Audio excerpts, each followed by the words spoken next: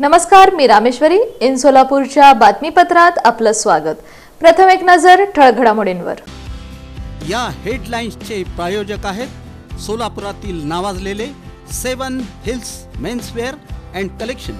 आता best quality आणि perfect fitting फक्त 7 हिल्स मध्येच.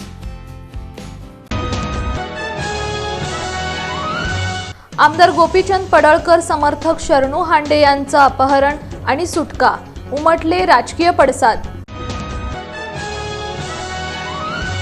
हत्तूर इथं विजेचा धक्का लागून दोघा तरुण शेतकऱ्यांचा मृत्यू.